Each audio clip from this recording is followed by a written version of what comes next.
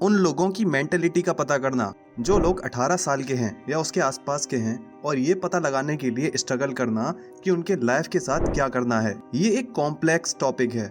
इस age group को अक्सर लाइफ के ट्रांजिशनल फेज के रूप में जाना जाता है। कई लोगों के लिए ये एक चैलेंजिंग और कंफ्यूजन करने वाला टाइम हो सकता है। इस वीडियो में हम इन सब के पीछे पॉसिबल रीजंस, सामाजिक दबाव के इफेक्ट्स और इस फेज को नेविगेट करने के लिए पॉसिबल वेज पर चर्चा करेंगे। किसी के लाइफ के साथ क्या करना है। इस कंफ्यूजन का एक मेन रीजन लाइफ के एक्सपीरियंस में कमी है।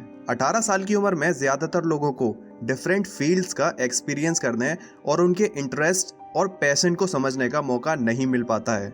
उन्होंने केवल एक्टिविटीज या करियर के लिमिटेड सेट को एक्सपीरियंस किया हो सकता है, जिससे उन्हें बहुत कम नॉलेज है कि वो क्या करना पसंद करते हैं। इसके अलावा कुछ लोगों को ये विश्वास करने के लिए कंडीशनड किया जा सकता है कि कुछ करियर दूसरों से बेहतर या कमतर हैं, जिससे वो अपने जेन्युइन इंटरेस्ट को इग्नोर कर सकते हैं।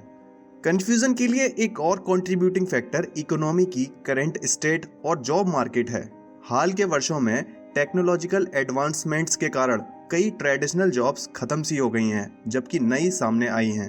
इस चेंज ने अनसर्टेनिटी की फीलिंग पैदा की है, खासकर उन यंग लोगों के लिए जो अपने फ्यूचर की पॉसिबिलिटीज के बारे में श्योर नहीं हैं। नतीजतन कई लोग ओवरवेल्ड महसूस करते हैं और इस बारे में इनडिसिसिव में रहते हैं कि किस करियर का रास्ता चुना जाए। प्रीवियस फैक्टर के अलावा सोशल प्रेशर भी यंग लोगों की मेंटलिटी को शेप देने में इम्पोर्टेंट भूमिका निभाता है।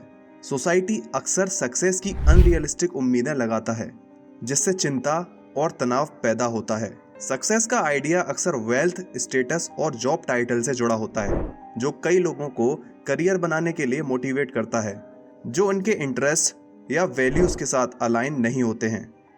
एक्सटर्नल वैलिडेशन की ये खोज किसी के मेंटल हेल्थ और वेलबींग के लिए नुकसानदेह हो सकती है। इसके अलावा यंग लोगों के कंफ्यूजन में एजुकेशनल सिस्टम की भी भूमिका होती है। Current educational system primarily academic achievement पर ध्यान फोकस करती है, जिसमें पर्सनल डेवलपमेंट या प्रैक्टिकल स्किल्स पर बहुत कम जोर दिया जाता है। प्रैक्टिकल नॉलेज और एक्सपीरियंस की इस कमी के कारण स्कूल और रियल वर्ल्ड में जो पढ़ाया जाता है, उनके बीच एक रिलेशन जो होता है वो टूट जाता है। एकेडमिक सक्सेस अचीव करने का दबाव भी भारी हो सकता है, जिससे एक्सप्लोरेशन या सेल्फ डिस्कवरी के लिए बहुत कम जगह बचती है।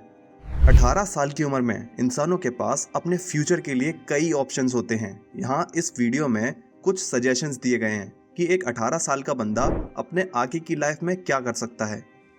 तो number 1, pursue higher education.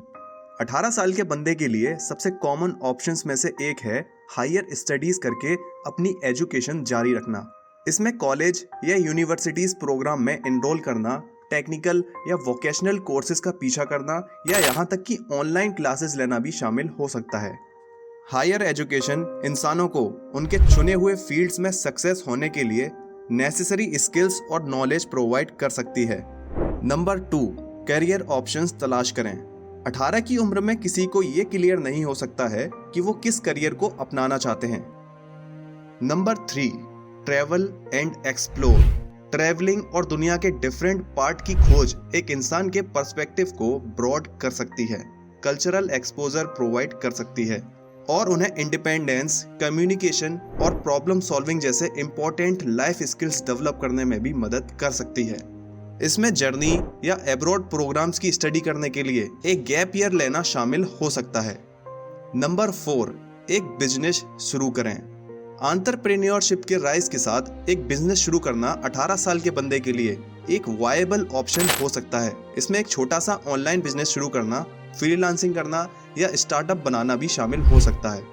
Entrepreneurship इंसान को अपने पैशन को आगे बढ़ाने और खुद के मालिक बनने और वैल्यूएबल बिजनेस स्किल हासिल करने की अपॉर्चुनिटी प्रोवाइड कर सकती है। Number 5, join the military. एक स्ट्रक्चर्ड और डिसिप्लिन्ड करियर पथ की तलाश करने वालों के लिए सेना में शामिल होना एक वायबल ऑप्शन हो सकता है। सेना लीडरशिप स्किल्स, टेक्निकल स्किल्स और अपने देश की सेवा करने के अवसर सहित पर्सनल और प्रोफेशनल डेवलपमेंट के लिए कई अपॉर्चुनिटी प्रोवाइड करती है। नंबर 6, क्रिएटिव इंटरेस्ट को परस्यू करें।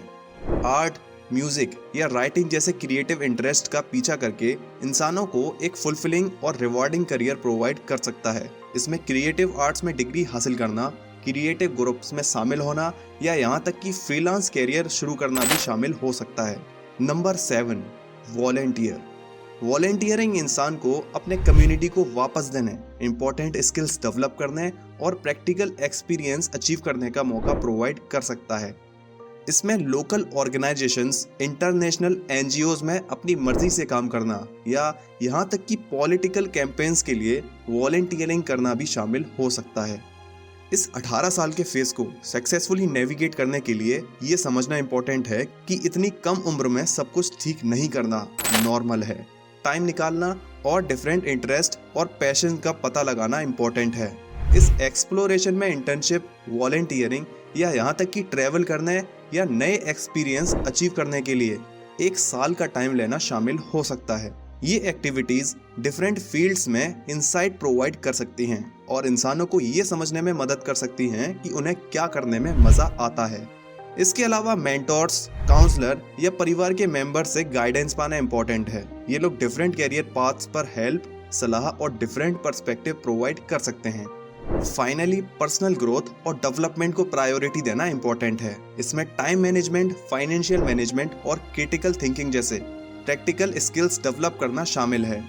एक्सरसाइज, मेडिटेशन या थेरेपी जैसी एक्टिविटीज में शामिल होकर पर्सनल वेलबींग पर ध्यान देना भी जरूरी है। So the conclusion of the video is that कि लाइफ का ट्रांजिशनल फेज 18 की उम्र के आसपास के लोगों के लिए एक कंफ्यूज करने वाला और चैलेंजिंग टाइम हो सकता है। लाइफ के एक्सपीरियंस की कमी, सोशल प्रेशर और जॉब मार्केट की करंट सिचुएशन इन कंफ्यूजिंग में कंट्रीब्यूट कर सकती है।